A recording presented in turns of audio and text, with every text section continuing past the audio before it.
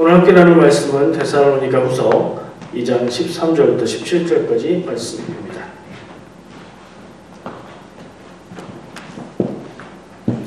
데살로니가후서 2장 13절부터 17절까지 말씀 찾아서 함께 보도록 하겠습니다.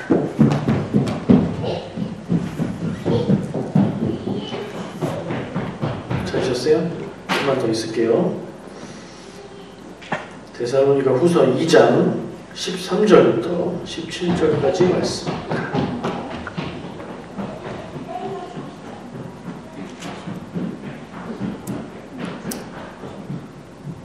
찾으셨으면 우리 함께 한 목소리로 읽도록 하겠습니다. 시작. 주께서 사랑하시는 형제들아, 우리가 항상 너희에 관하여 마땅히 하나님께 감사할 것은 하나님이 처음부터 너희를 택하사 성령의 거룩하게 하심과 진리를 믿음으로 구원을 받게 하시니, 이를 위하여 우리의 복음으로 너희를 부르사 우리 주 예수 그리스도의 영광을 얻게 하려 하심이니라. 그러므로 형제들아, 굳건하게 서서 말로나 우리의 편지로 가르침을 받은 전통을 지키라. 우리 주 예수 그리스도와 우리를 사랑하시고 영원한 위로와 좋은 소망을 은혜로 주신 하나님 우리 아버지께서 너희 마음을 위로하시고 모든 선한 일과 말에 굳건하게 하시기를 원하노라. 아멘. 오늘 말씀의 제목은 전통을 지켜라 라고 정해봤습니다. 전통을 지켜라. 어떤 느낌이세요? 전통을 지켜라. 도덕 시간에 전통을 지켜야 되고 우리가 계승 발전해야 될 전통이 있다. 뭐 이런 거 배웠던 기억이 나는 것 같은데요. 그에 반해서 조금 의아한 것이 성경에서 전반적으로 나오고 있는 전통이라는 말에 대한 성경의 이미지는 왠지 부정적인 이미지를 갖고 있는 것 같아요. 근데 오늘 바울은 데살로니가후서 편지 중에 전통을 지키라는 이야기를 하고 있죠. 그게 무슨 얘기인지, 뭘 지키라는 건지 한번 같이 나눠보면 좋겠습니다. 데살로니가후서 2장인데 2장 전체의 내용은 사실은 2장의 핵심은 앞부분에서 이야기를 하고 있습니다. 2장 2절, 3절이 2장에서 말하는 내용의 핵심이라고 볼 수 있고, 그래서 2장의 모든 부분들을 거기에 연결을 해서 이해를 하는 게 맞습니다. 2장 2절, 3절을 한번 같이 읽어볼까요? 2장 2절부터 3절까지 같이 한번 읽겠습니다. 시작. 영으로나 또는 말로나 또는 우리에게서 받았다는 편지로나 주의 날이 이르렀다고 해서 쉽게 마음이 흔들리거나 두려워하거나 하지 말아야 한다는 것이다. 누가 어떻게 하여도 너희가 미혹되지 말라. 먼저 배교하는 일이 있고 저 불법의 사람 곧 멸망의 아들이 나타나기 전에는 그 날이 이르지 아니하리니. 아멘. 뭔가 심각한 얘기를 하고 있는 것 같아요. 3절의 전체 내용의 핵심은 미혹되지 말라. 미혹된다는 건 이렇게 어려운 말이 혼란스럽고 그 하는 말에 따라서 흔들리지 말라는 얘기예요. 근데 무슨 얘기냐? 2절에 보면 영으로 혹은 말로 혹은 우리에게서 받았다고 하는 편지. 우리는 이제 바울과 일행들인데 바울은 일단 데살로니가 교회에 편지를 써 보낸 것으로 봐서 데살로니가 교회에 같이 있지 않아요. 그런데 우리한테 받았다고 거짓말하는, 우리한테 받았다고 거짓말로 이야기하는 편지로나, 그러니까 어떤 얘기를 통해서라도 주의 날이 이르렀다고 하는 얘기를 들으면, 이게 핵심이죠. 주의 날이 이르렀다. 그 얘기를 들으면 마음이 흔들리거나 두려워하지 마라. 사람들이 주의 날이 이를 것. 그러니까 주의 날은 뭐예요? 여러 가지로 생각할 수 있지만 이때의 성도들이 기다리고 있었던 주의 날은 예수님이 다시 오시는 날이죠. 초대교회 성도들은 예수님이 머지않아서 곧 자기들이 살아있을 때에 정말 몇 달 혹은 며칠, 몇 년 내에 예수님이 다시 오실 것이라고 믿고 있었어요. 임박한 종말론을 믿고 있었습니다. 그런 사람들에게 주님이 오신다는 얘기가 들릴 거라는 거예요. 그런 일들이 있을 때 헷갈리거나 흔들리거나 혼란스럽거나 불안해하지 마라.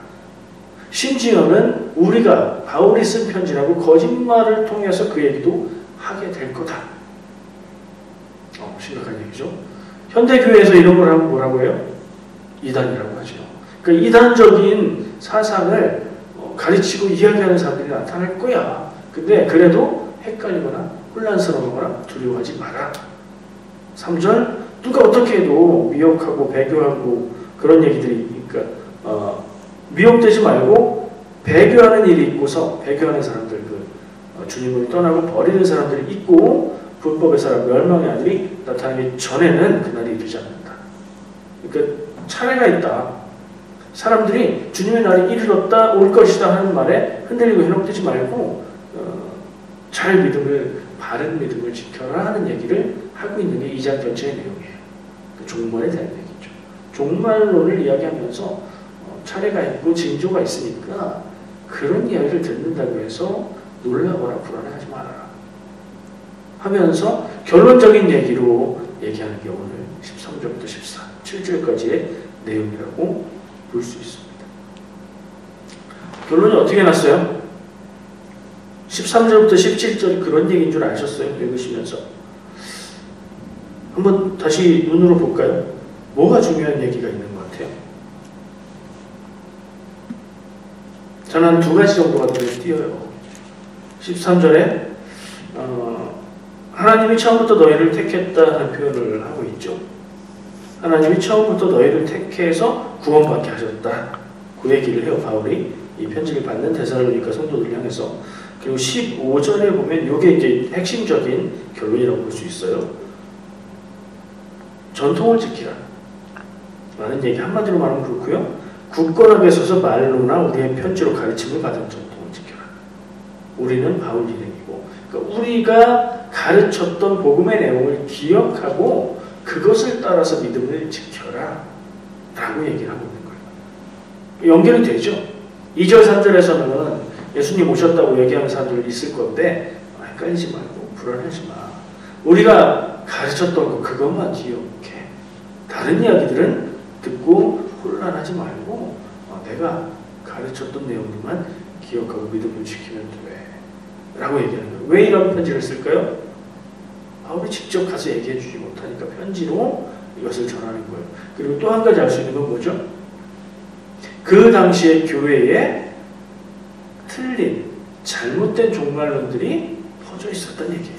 이게 먼 미래의 일을 이야기하는 예언적인 얘기가 아니에요. 그 당시 교회가 겪고 있는 현상에 대해서 이야기하고 있는 거예요. 그 교회는 초기부터 이단들이 있었다. 교회 역사를 봐도 마찬가지예요. 이단과의 싸움과 반응을 통해서 교리들이 생겨나거든요. 그러니까 교회는 처음부터 이단들이 있었는데 그 이단들이 말하는 것의 핵심은 주님의 날, 주님 다시 오는 때, 그때를 이야기했다. 왜 그럴까요?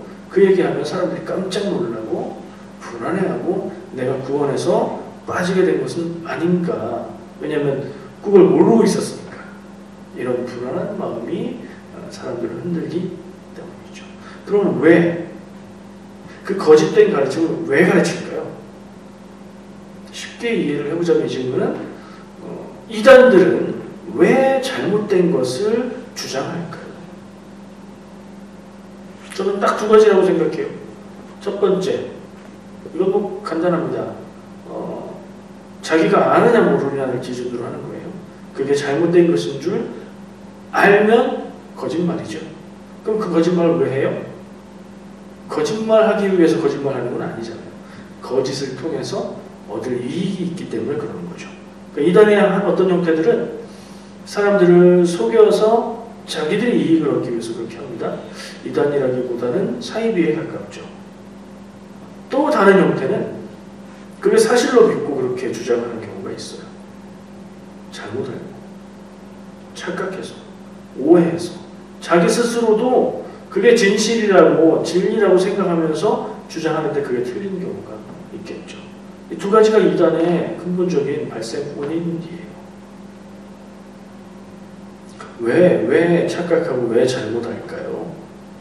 바울의 이야기에 중심을 두고 생각해보면 바울이 가르친, 꼭 바울이라고 얘기할 것 없이 예수님이 전하셨던 말씀과 성경, 구약 성경을 통해서 전해주신 하나님의 뜻들, 그것을 벗어난 데서 그것이 하나님의 뜻이라는 이야기들을 하다 보면 거기에서 그 범위를 벗어나는 데서 어떤 특별한 것을 구하고 생각하다 보면 잘못된 부분, 잘못된 깨달음으로 빠질 수가 있다는 거예요.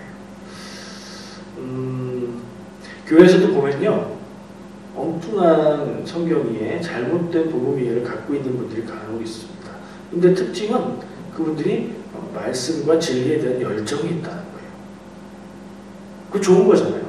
말씀과 진리, 하나님의 말씀과 진리에 대한 열정이 있어서 하나님의 말씀을 스스로 읽고 연구하다가 깨달았는데 잘못 깨달은 거예요. 안타까운 일이죠.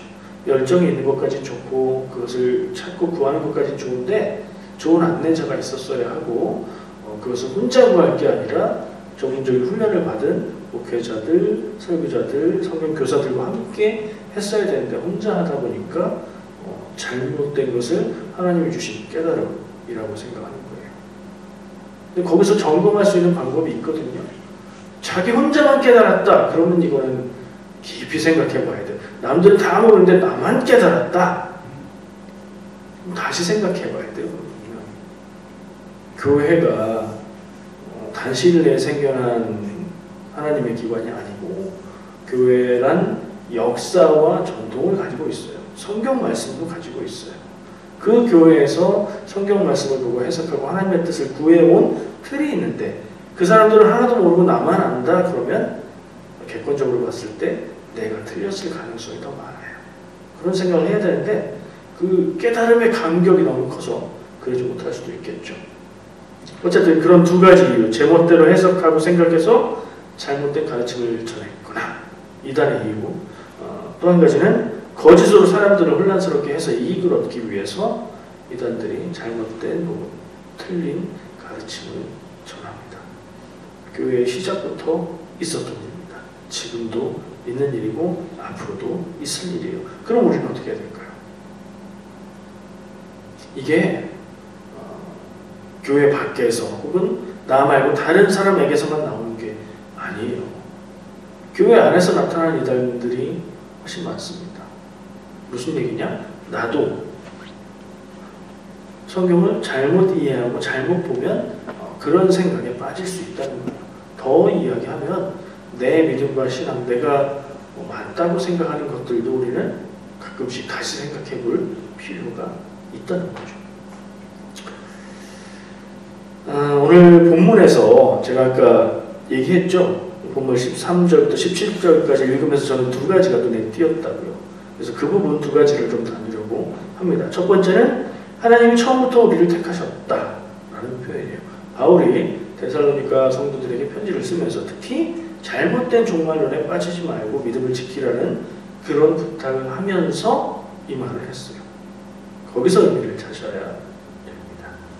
그냥 읽으면요, 그냥 이 말씀을 읽으면 하나님이 처음부터 너희를, 그 성도들을 선택하셨다 하는 얘기니까 하나님이 구원받을 믿음의 백성들을 선택하셨다는 얘기구나. 쉽게 이해가 되죠. 왜냐하면 우리가 믿음을 이야기할 때 내가 하나님을 선택하고 내가 교회를 선택하고 내가 진리를 깨닫고 알아서 내가 구원받습니다. 이렇게 얘기하지 않잖아요. 우리가 믿음으로 구원받습니다. 그러나 발걸음을 옮기게 하시고 삶을 통해서 깨닫게 하시고 복음을 전파하게 하시고 교회로 인도하시고 구원받게 하신 것은 하나님의 은혜입니다. 이렇게 표현하죠. 그러니까 구원받은 사람의 입장에서는 그렇게 표현할 수밖에 없어요. 왜냐하면 구원받고 나서 나의 삶을 돌아보고 나의 참모습을 바라보고 나의 죄를 발견하고 나면 나의 모습으로는 이 구원의 길을 갈 수가 없는 걸 깨닫기 때문이죠. 그러면 그 공로가 하나님에게 있다는 것을 인정하게 되는 거예요. 하나님이 나를 구원하셨어요. 하나님이 나를 불러주셨어요. 하나님이 나를 선택하셨어요. 여러분들 선택받은 분들입니다. 픽, 하나님의 픽이란 말이에요. 공감되시죠? 이해되시죠? 근데 여기서 좀 교단적인 특징 얘기를 하려고 해요. 뭔지 금방 생각나실 거예요. 제가 기회에 있을 때 가끔씩 얘기했던 거예요. 구원에 관한 교리에 있어서 가톨릭은 뭐니까 잘 모르니까 뒤로 하고 감리교회의 구원관의 특징은 선행은총론이다. 이 얘기 제가 했었죠. 외우려고 하지 마세요. 제가 자꾸 얘기하면 그냥 외워지실 수도 있어요. 선행은총론 내용이 중요해요. 은총이 선행 먼저 있었다. 그 은총은 뭐냐? 인간을 사랑하시고 인간이 구원받기를 원하셔서 구원받을 수 있는 길을 열어주신 은총, 은혜. 그게 뭐예요 구체적으로? 예수님을 보내셔서 십자가에 죽으심으로 예수님이 제물 되셔서 내가 구원받는 은혜죠.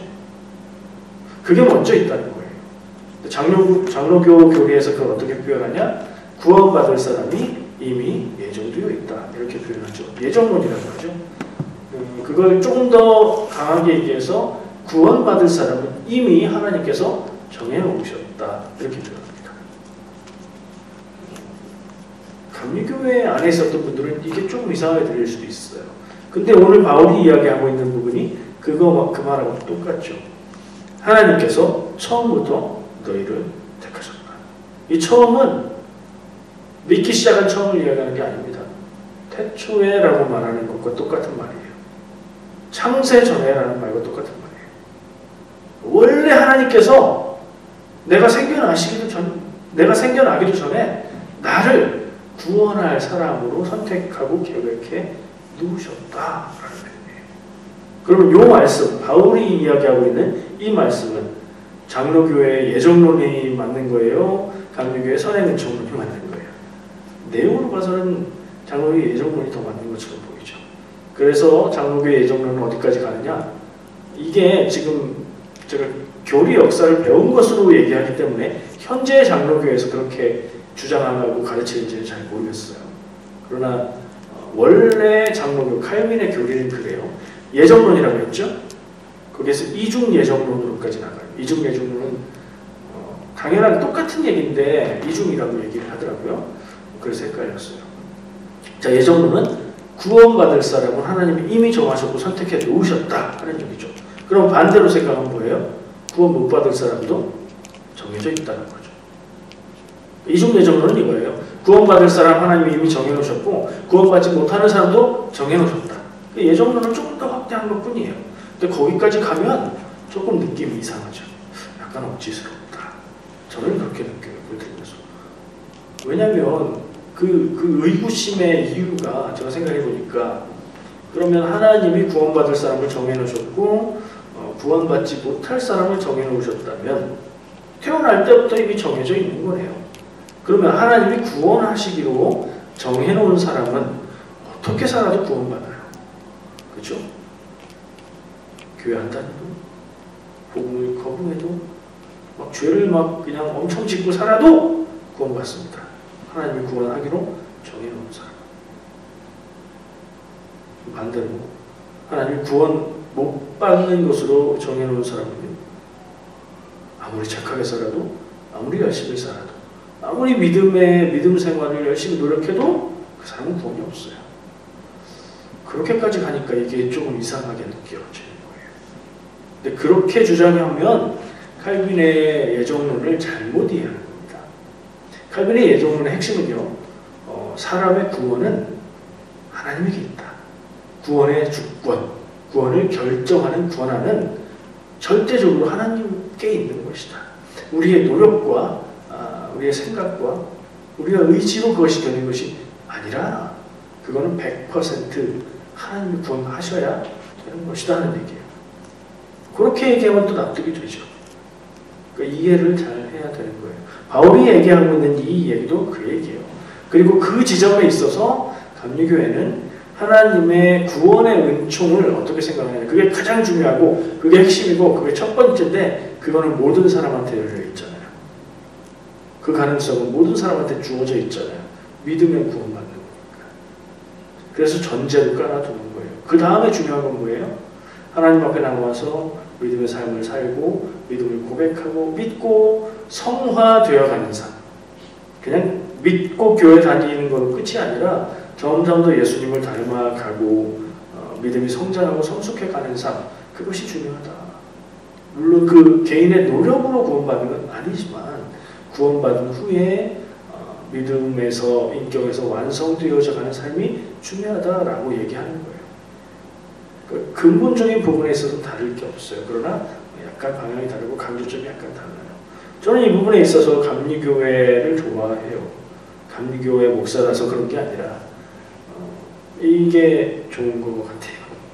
선택의 옵션이 있는 선에서 자 교리적인 얘기를 해서 좀 그런데 어쨌든 구원에 대한 이해가 필요해요. 그러면 바울은 여기서 그 얘기를 왜 했을까요? 감리교회 예정론이 맞다, 아니 장로교회 예정론이 맞다, 감리교회 선행은총이 맞다, 그걸 판단하라고 바울이 여기다 그 얘기를 썼을까요? 아니죠. 오늘 이 말씀은 2장의 결론부에 해당하고 그렇다면 주님이 오셨다, 주의 날이 왔다라는 얘기를 들어도 두려워하지 말고 당황하지 말고 믿음을 지켜라 라는 선에서 이해를 해야 되는데 그 사람들에게, 성도들에게 지금 하나님이 너희를 처음부터 선택하셨어 라고 얘기하고 있는 거잖아요. 불안해할 수 있는 사람들에게. 뭐가 불안해요? 주님이 오셨다, 주님이 오신다, 나는 몰랐는데 그 얘기를 듣고 나면 나는 주님의 오시는 그날 구원받는 사람들에서 나는 빠진 건가? 하는 불안함이 있겠죠. 그 사람들에게 이 얘기를 해주면 하나님이 처음부터 너희를 택하셨어 라고 얘기하면 어떻게 들릴까요? 구원의 확신이 생기죠. 불안함이 없어지죠. 지금 바울은 데살로니가 성도들에게 구원의 확신을 전해주기 위해서, 불안함을 해소시키기 위해서 하나님께서 너희를 택하셔서 부르신 거야. 그러니까 믿음이 흔들릴 필요 없어. 두려워할 필요 없어. 라고 얘기해 주는 거예요. 여러분들에게 이런 구원의 확신이 있습니까? 하나님이 날 선택하셨다. 이 믿음이 있으면 우리가 주님이 오신다는 말에도 두려워할 필요가 없고 우리의 삶 가운데 어렵고 힘든 일이 닥칠 때에도 나와 하나님 함께 하시고 하나님 나를 인도하신다는 믿음 안에 있으니까 두려워하거나 지치거나 쓰러질 이유가 없는 그런 믿음의 기둥을 가질 수 있게 되는 거죠. 그것이 있기를 축복합니다. 제가 구원의 확신 이야기를 할 때마다 늘 붙여서 하는 말이 있어요. 내가 구원의 확신이 있는 건 중요한데 내가 구원의 확신이 있다고 해서 구원이 확보되는 건 아니다. 그런 얘기를 하죠.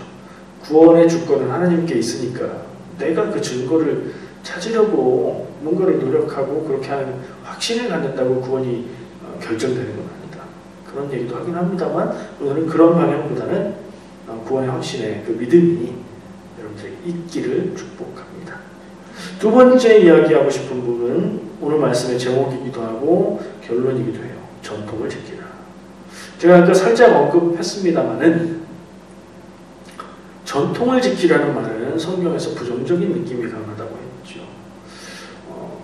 율법 그러면 어떻습니까? 성경 이야기를 생각할 때 율법 그러면 느낌이 좋아요? 안 좋아요? 조금 안 좋아요.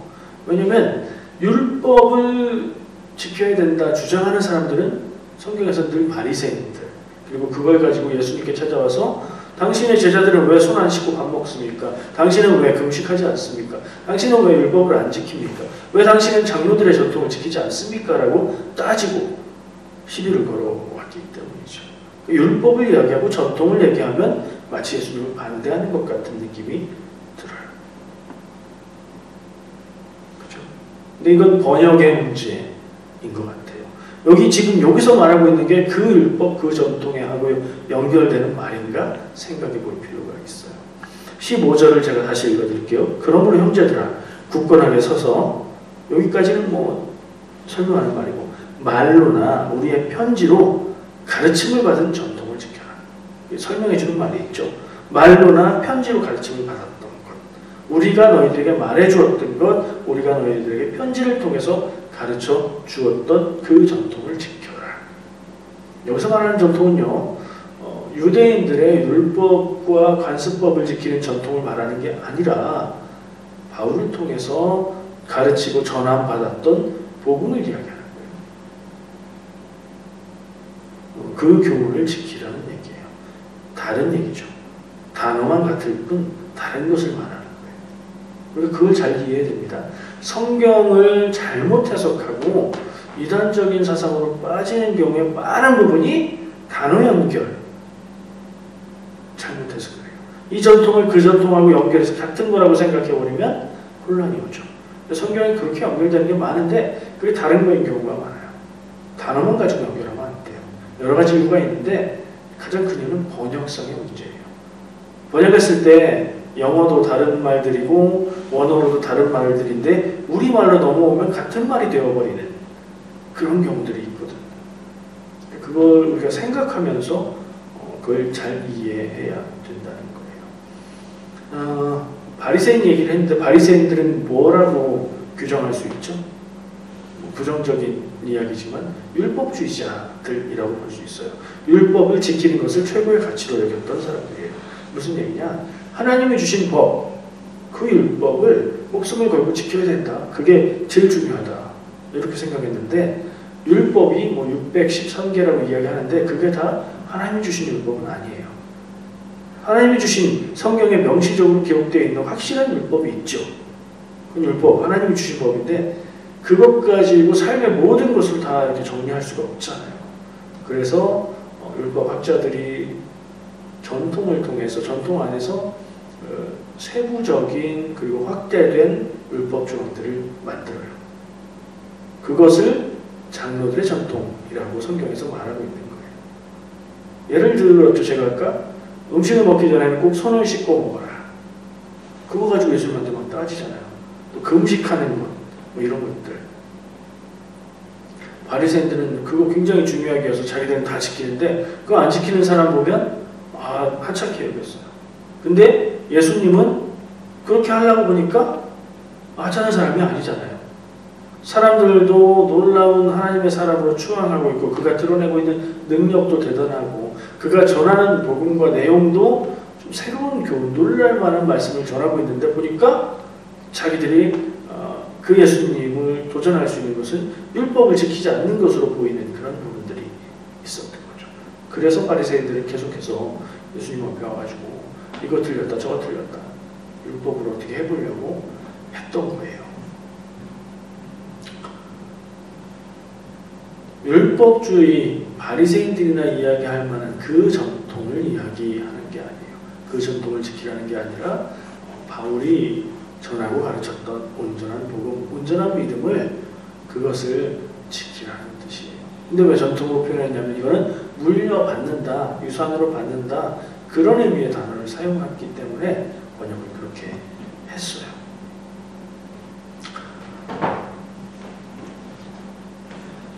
교회는 하나님의 구원을 바라는 사람들, 그들이 모인 공동체예요. 하나님을 믿고 예수님을 그리스도로 믿는 사람들이 모인 공동체죠. 다른 말로 표현하면 주님이 오시는 날을 기억하는 사람, 기다리는 사람들의 모임이에요. 초대교회 때부터 주님이 다시 오시는 날을 기다렸고 지금 우리도 주님 다시 오시는 날을 기다리면서 살아가는 거예요. 이게 수천 년이 지나버렸으니까 주님이 내 평생 내가 죽을 때까지 오시겠어? 뭐 이런 생각도 없진 않지만 그건 아무도 모르는 거죠. 언제 주님이 다시 오셔도 나는 주님 앞에 설 수 있는 삶의 자세로 살아가는 게 필요해요. 근데 그 부분에 있어서 예수님이 다시 오신다 우리가 기다리고 있고 예수님이 다시 오실 날을 우리가 생각하고 있는데 그 부분에 대해서 탁 건드리면 우리가 불안해진단 말이에요. 왜 그럴까요? 왜 우리가 믿음이 좋은 것 같은데 그러다가도 주님이 오신다 그런 말에 흔들릴까요? 제가 아주 크게 흔들렸던 적이 있거든요. 1992년 몇 년 전입니까 지금? 1992년 저는 감리교신학대학교에 진학해가지고 하나님의 말씀과 교회를 위해서 훈련받고 있는 신학생이었어요. 1992년 10월 28일에 예수님이 다시 온다는 계시를 받았다는 사람이 있었어요. 이름도 기억합니다. 이장님. 다가올 미래를 대비하라 해가지고 다윗선 교회라고 만들기도 하고 그게 여러 번 있었던 그런 시한 종말 기간을 정해놓고 얘기했던 종말론 중에서 가장 대표적인 사건이었어요. 사회를 아주 크게 혼란스럽게 했던 일이에요. 학교 다니면서 친구들하고 야 우리 오늘 밤에 모여서 기도라도 해야 되는 거 아니냐 뭐 이러고선 그냥 가서 잤죠. 전혀 뭐 그런 쓸데없는 얘기라고 생각했기 때문에요.